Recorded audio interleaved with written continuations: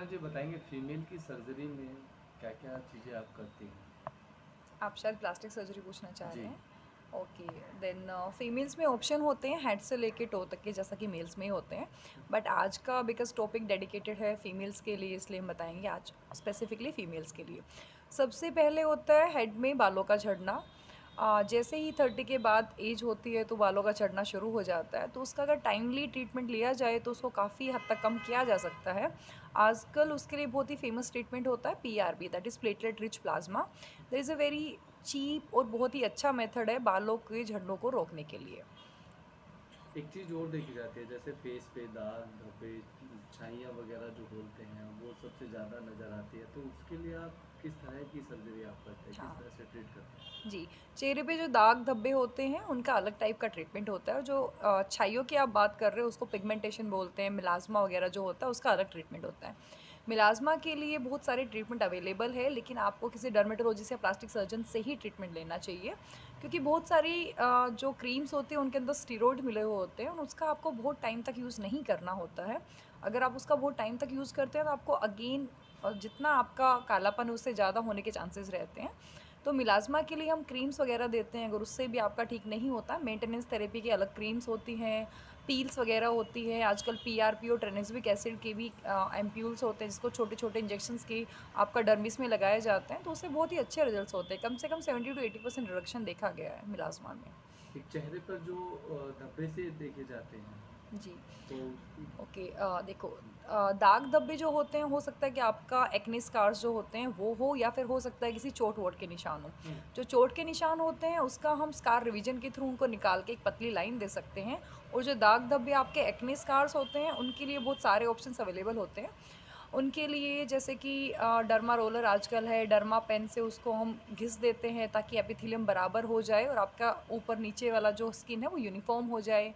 उसके बाद पीआरपी वगैरह होती है, बहुत ज़्यादा गड्ढे जहाँ पे होते हैं वहाँ पे फैट ग्राफ्टिंग का बहुत ही अच्छा रोल है जो हम लोग करते हैं।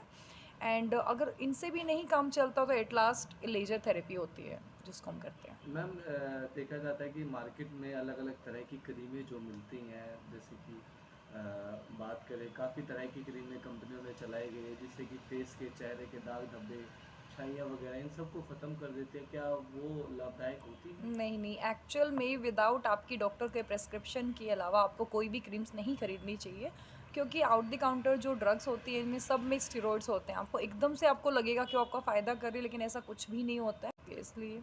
और लेडीज़ के लिए और क्या क्या, महिला के लिए क्या क्या सर्जरी जो आप करती हैं? हाँ जी, इसके अलावा फीमेल्स में अगर हम गर्दन से नीचे आते हैं तो ब्रेस्ट का प्रॉब्लम रहता है। हम्म। आफ्टर 40 ब्रेस्ट हैंगिंग हो जाती है, या फिर ब्रेस्ट का साइज़ बहुत ज़्यादा होता है। जो ब्रेस्ट का साइज़ बहुत ज़्यादा होता है उसके लिए हम ब्रेस्ट रिडक्शन नामक सर्जरी करते हैं, जिसमें आपकी ब्रेस्ट का साइज़ छोटा किया जाता है। यूजुअली जिन औरतों को ये करवाना पड़ता है उनके कंधों में दर्द होना, अंडर जो ब्रेस्ट स्किन है वो गल जाती है, तो ये सब प्रॉब्लम बहुत जेन्युइन प्रॉब्लम होती है। ये एक ऐसा ऑपरेशन नहीं है कि जो कि उनको शौक के लिए करवाना पड़ता है, तो एक जेन्युइन सी प्रॉब्लम होती है।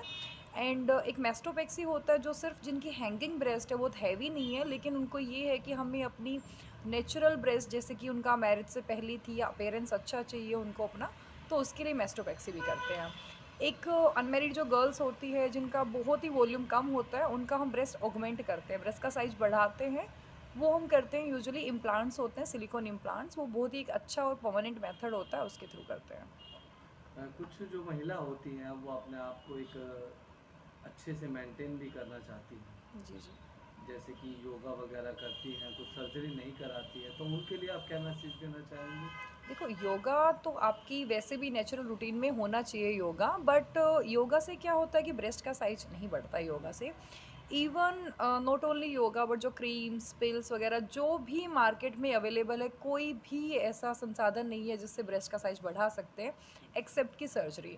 अगर ये क्रीम्स वगैरह फ़ायदा करती भी है, दैट इज़ सो टेम्परेरी कि आपको 1-2 महीने लगता है कि हाँ इफ़ेक्ट आ रहा है, उसके बाद सेम आपका साइज़ वहीं की वहीं रह जाता है।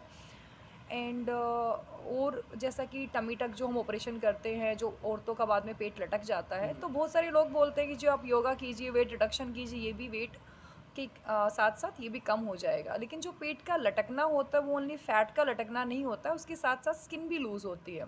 तो कोई भी योगा, कोई भी एक्सरसाइज आपकी स्किन को टाइट नहीं कर पाती है। हुँ। इसलिए जो लोअर एब्डोमेन का जो फैट और स्किन होती है, उसी के लिए हम टमी टक ऑपरेशन करते हैं। रोहतक और झज्जर जैसे आसपास के क्षेत्रवासियों को, महिलाओं को क्या मैसेज देना चाहेंगी? मैं सभी महिलाओं को यही बोलना चाहूँगी कि आप ब्यूटीफुल हैं, लेकिन आपको हक है कि आप उस चीज़ को, अगर आपको लग रहा है कि आपको ये इम्प्रूवमेंट लाना चाहिए अपनी बॉडी में, तो it's a very genuine thing. ये आपको और लोगों को समझाना चाहिए। इट इज़ नॉट कि आपको अपनी इच्छाओं को दबा के रखना चाहिए। बिकॉज़ ऐसा नहीं है कि सर्जरी हमेशा ही नुकसानदायक होती है। आजकल कॉस्मेटिक सर्जरी नुकसानदायक नहीं होती है। अगर आप प्रॉपर डॉक्टर से प्रॉपर ट्रीटमेंट ले रहे हो, तो ये ऑलवेज़ फ़ायदेमंद रहता है।